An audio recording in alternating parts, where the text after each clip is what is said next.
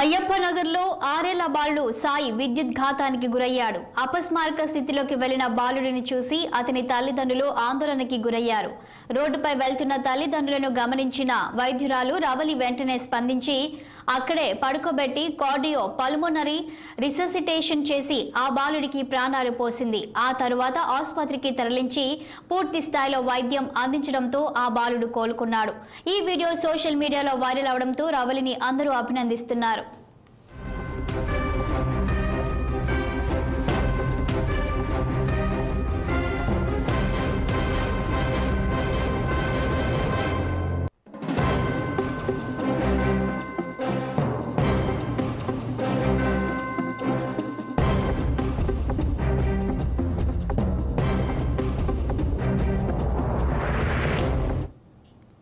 అయ్యప్ప నగర్లో 6 ఏళ్ల బాలుడు సాయి విద్యుత్ ఘాతానికి గురయ్యాడు. అపస్మారక స్థితిలోకి వెళ్లిన బాలుడిని చూసి అతని తల్లిదండ్రులు ఆందోళనకి గురయ్యారు.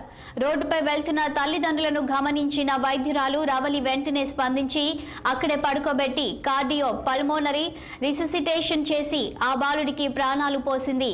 ఆ తరువాత ఆసుపత్రికి తరలించి పూర్తి స్థాయిలో వైద్యం అందించడంతో ఆ బాలుడు కోలుకున్నాడు. ఈ వీడియో సోషల్ మీడియాలో వైరల్ అవడంతో రవలిని అందరూ అభినందిస్తున్నారు.